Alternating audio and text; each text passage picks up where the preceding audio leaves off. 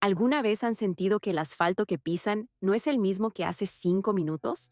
Esa extraña sensación de que, al doblar en una esquina familiar, el aire se vuelve más pesado, más frío, como si el mundo hubiera sido reemplazado por una copia barata y desgastada. Muchos lo llaman el otro lado. Otros, de forma más críptica, lo conocen como Siete Alem. No es un infierno de fuego ni un purgatorio de nubes. Es una dimensión de abandono. Es el lugar a donde van a parar las cosas que la realidad ya no necesita. Y a veces, si el azar es lo suficientemente cruel, la realidad decide que tú también eres prescindible. Esta es la historia de la familia Estrada, una familia que, como tantas otras, buscaba el descanso en una carretera nocturna, sin saber que el destino no figuraba en ningún mapa conocido por el hombre. Eran las 3 de la mañana, esa hora en la que el mundo parece contener la respiración. Rodrigo conducía, sus manos apretando el volante con una tensión que intentaba ocultar tras una máscara de cansancio. A su lado, Elena dormitaba con la cabeza apoyada en la ventanilla, mientras que en el asiento trasero, su hijo Mateo, de apenas 16 años, se perdía en el brillo azulado de su teléfono móvil. El coche avanzaba por la carretera federal, una línea negra que cortaba la maleza espesa de un México rural y olvidado. El GPS, esa voz sintética que suele darnos seguridad, marcaba una línea recta. 30 kilómetros para el próximo pueblo, decía. Pero entonces algo cambió. La niebla no apareció de golpe. Fue deslizándose, como dedos largos y grises que envolvían el chasis del auto. Las luces de la carretera, antes amarillentas y vibrantes, empezaron a parpadear con una frecuencia errática, hasta que, una a una, se extinguieron a sus espaldas. Rodrigo frunció el ceño. Consultó el GPS. La pantalla parpadeó. La flecha azul, que antes seguía la carretera, ahora flotaba en un vacío grisáceo.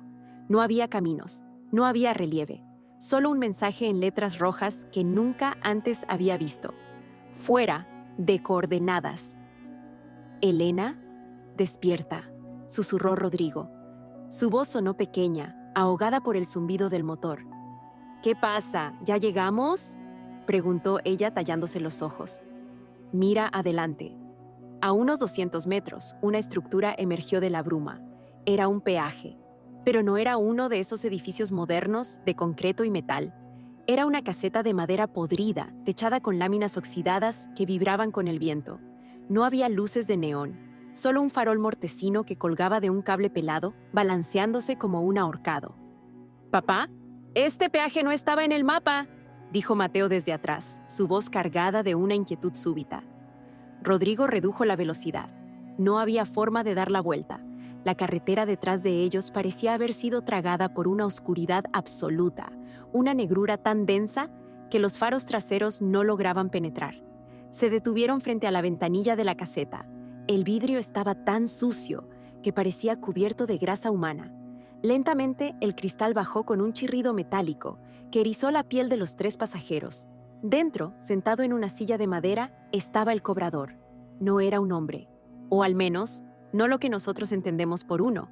Su piel era del color de la cera vieja, pegada a los huesos de su rostro con una rigidez antinatural. Vestía un uniforme gris, deshilachado en los puños, y sus ojos eran 2 cuencas nubladas, sin pupilas, que parecían mirar a través de ellos, hacia algo que estaba detrás del coche. «El pago», dijo el cobrador. Su voz no venía de su garganta, era como el crujir de hojas secas bajo un pie pesado. «¿Cuánto es?», preguntó Rodrigo, su mano temblando mientras buscaba su cartera. El cobrador inclinó la cabeza. Un movimiento mecánico, carente de humanidad. «Aquí no aceptamos papel ni metal. El tránsito por la vía gris requiere un pago en memoria. Entreguen un recuerdo, algo que duela perder, algo que los defina». Elena soltó un sollozo ahogado. Rodrigo, preso de un pánico irracional y el deseo de salir de ahí, tomó lo primero que encontró en el tablero, una fotografía vieja de sus padres, la única que conservaba. Sin pensar, se la extendió al hombre de cera. El cobrador tomó la foto. En el momento en que sus dedos largos tocaron el papel, la imagen se desvaneció, volviéndose blanca. Rodrigo sintió un vacío repentino en el pecho, un hueco donde antes habitaba el rostro de su madre. Ya no recordaba su sonrisa, ya no recordaba su nombre. La cancela de madera se levantó con un golpe seco. Pueden pasar, susurró el cobrador. Pero lo que dejen atrás ya no les pertenece. Y lo que encuentren adelante ya los estaba esperando. Rodrigo aceleró. El coche rugió cruzando el umbral. Pero al otro lado de la cancela, la carretera de asfalto había desaparecido. Ahora, los neumáticos golpeaban una tierra seca, agrietada, de un color ocre enfermizo. Los faros del auto, que antes iluminaban con potencia, ahora parecían ser devorados por el entorno. Solo alcanzaban a mostrar 3 metros de camino antes de que la luz se disolviera en una penumbra infinita. ¿Dónde estamos?, preguntó Mateo, su voz quebrándose. «Papá, da la vuelta ahora». Rodrigo intentó girar el volante, pero la dirección estaba bloqueada. El coche avanzaba por sí solo, arrastrado por una fuerza invisible sobre esa estepa desolada. El cielo sobre ellos no tenía estrellas, no tenía luna. Era un techo de nubes estáticas, de un color púrpura podrido que parecía palpitar con un latido lento. El aire dentro del vehículo cambió. Empezó a oler a ozono, a hierro y a algo dulce, como flores marchitas en un velorio. «Miren las ventanas», susurró Elena, señalando el exterior. A los lados del camino de tierra empezaron a aparecer figuras. Eran siluetas humanas, pero alargadas, con extremidades que no respetaban la anatomía. Estaban paradas al borde del camino, inmóviles, observando el paso del coche. Algunas vestían ropas de otras épocas, harapientas y cubiertas de polvo gris. Eran los habitantes de 7 Alem, las almas que se quedaron sin recuerdos suficientes para pagar el peaje de salida. De pronto, la radio del coche se encendió sola. No hubo música, solo una estática violenta que quemaba los oídos. Y luego, una voz. Una voz que no era humana, pero que imitaba perfectamente el tono de un locutor de noticias, frío y analítico. «Bienvenidos a la frecuencia del remordimiento», dijo la radio. En 7 Alem, el silencio no existe. Solo el eco de lo que intentaron ocultar. La familia se quedó petrificada. «Rodrigo», continuó la voz, destilando una malicia palpable. «¿Recuerdas aquel informe que alteraste? ¿Aquel empleado al que culpaste por tu propio fraude para no perder tu ascenso? Él perdió su casa. Sus hijos pasaron hambre. ¿Tú compraste este coche con su desesperación?» Rodrigo apretó los dientes, sus nudillos blancos. «¡Cállate! ¡Apaga esa mierda, Elena!», gritó, pero los botones de la radio no respondían. Estaban fundidos al tablero. «¿Y tú, Elena?». La voz ahora sonaba más suave, más venenosa. «La Santa Madre, ¿todavía guardas el número de aquel hombre en tu antiguo teléfono? Ese que borraste antes de la cena de aniversario. El secreto que guardas bajo la lengua cada vez que besas a tu marido, sintiendo el sabor de la traición». Elena se cubrió la cara con las manos, rompiendo en un llanto histérico.